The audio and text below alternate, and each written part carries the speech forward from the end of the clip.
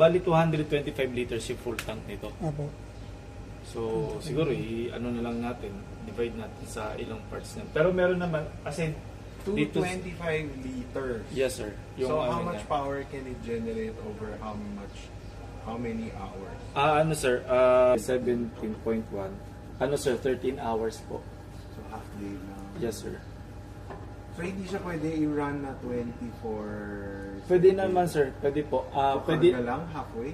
pwede naman po kapag halimbawa halfway na siya na decrease na yung fuel level niya, kahit naman nag-running siya sir, pwede tayo magsali ng diesel. And saan yung... Ang fuel tank naman po niya sir, nandito po.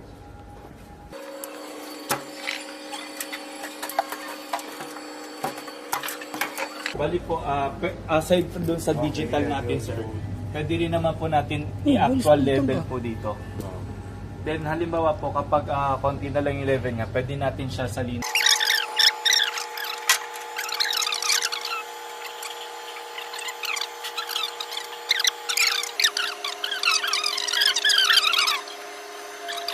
Ito yung auto-transfer natin sir. In actual po, ito yun siya. Auto-transfer. Ito yung Okay. sa normal power, ito yung sa Sir, emergency. Okay, just in case na power interruption, do we have to move that? Wala No, na. sir. Iwan lang. As is lang po yan sir. Magta-trigger na to? Once na Mag-on?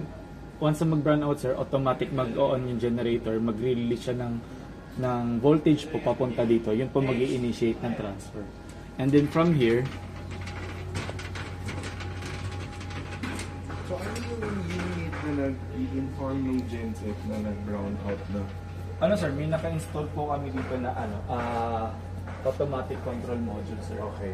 Yun po yung yun po yung nagbibigay ng signal kay generator na mag-start up once na mawalan na ng Meralco power. To simulate, paano patayin natin? Sir. Opo. Sige. Iyan ako muna po. So, pag nawalan na yung nawala na po yung Meralco power, mawawala yung ilaw nito. Normal. Then So, emergency. Then yung sa genset naman yung ilaw. Automatic yun, sir. Automatic, It's sir. emergency tawag din doon. Hindi... Ganun talaga sir sa term namin sa electric. Kung magsa-simulate tayo sir, ibababa natin yung pinaka main breaker doon sa may Meralco. Pwede po natin gawin ngayon. Pag ginawa ko yun, hindi magloloko aircon mo. Nag-error kasi si Mitsubishi eh. Sir, kaya lahat ng Eh load. syempre, pag nag-brown out, wala namang abiso yan, biglang... So wala na siyang parang i-off pa na Kasi pati elevator, naka- lahat ng aircon kaya nung capacity niya. Okay. Opo. Try natin. Kung gumagana siya. Ito, breaker. Last unit niya daw to, sabi ni Johnny. Yes sir. Nung pinadala niya. Yung bago, iba ng kulay. Ano sir, may mga...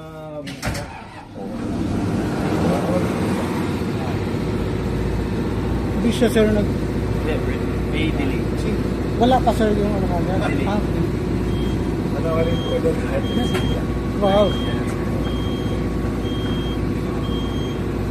Hindi ba ako papatayin ng kapitbahay mo? Sa ingay? And pag nakusa mo to sir, alas hindi na siya sir. Idle, mag-normalize siya? O yan na yan? Yan na yan sir. Wala siyang idle, wala siyang start-up na throttle, gano'n. Nakaset up na siya sir. Nakaset up na po. Kasi naka-automatic po siya sir. Kung manual po, mag-idle muna tayo. Pag manual start up. Yun na yung pinaka-silent nyo. Yes sir. O may silent. Hindi sir, ultra silent po po sa Why? Situation na sabi niya silent. Kasi parang biglas daw na naka-andar. Try natin sa radio. Hindi, gusto ko lang malaman. Para kasi pag gabi, kung hindi, kailangan nila ipatay. Kasi may option, battery yung solar.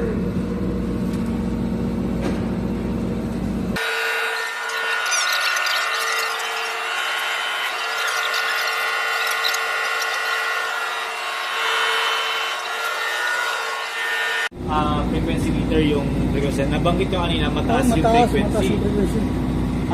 Kapag nag-start na mag-load ng mga appliances, yung mga 3-phase load, habang nadagdagan kasi yung load, nagdi-decrease to, mababa yung frequency natin.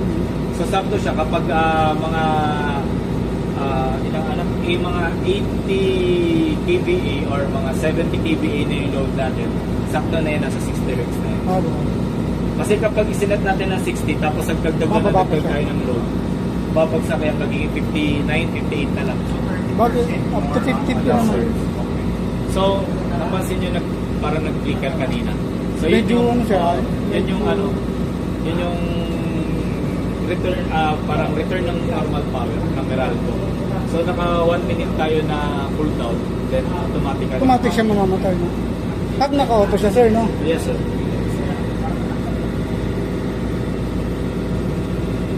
So kapag gabi naman, halimbawa gusto nyo ma-monitor, pwede naman buksan natin yung panel light. So wala na tayong gagawin kasi nakaset na. Ito yung kasi yung adjustment natin sa frequency. Ito yung adjustment natin sa voltage. So all set na siya. So, wala na gagawin. Paano, sir, kung ano Ano yan? lang din yan? Yes, sir. Hindi mo magalaw yan. Nakalock naman siya, sir.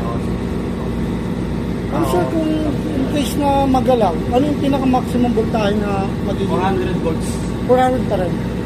So, pwede siyang bumaba lang. Maximum yung 400. Hindi, sir. 400 volts talaga. Hindi siya pwedeng mataas. Hindi na siya tataas. Then, in Matataas case pa na, yan, sir. Matataas pa yan, sir.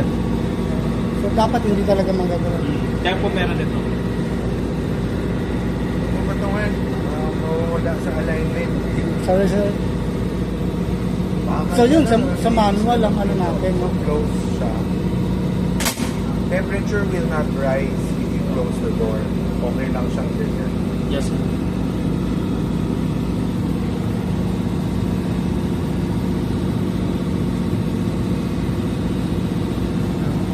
So, wala na siya. Ibig sabihin, normal power naman. Normal pa. So, ngayon, pag mo... pero pag pinalik niya, mag-off siya mag-isa. Mag-auto-off na po siya. Ngayon, naka-off. Naka-ano siya, naka-down pa. Bali, sir, may ano pa, may 1 minute. May 1 minute pa siya. Cool down. Bago mamatay na, sir.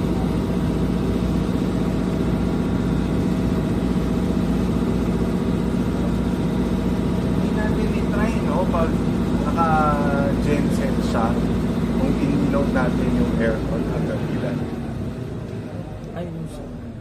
Ha? Pwede. Oo, syempre. Kaya nga nag-genset eh. Sir, lahat yan kaya, pati elevator. Kasi yung total computation. Siyempre, sir, pag yan pati mga genset, ay mga aircon tsaka elevator, na naka-emergency tayo, mas mabilis yung diesel, no? Mas maano yung consumption. Yung 17.1 na yun, naka 75% load na yun. Okay. Yung So, yun nga, nasa 13 hours yung ano pa rin. 13. So, ano naman, naka-compute naman ang yung load para dito. So, ayun. Kung manual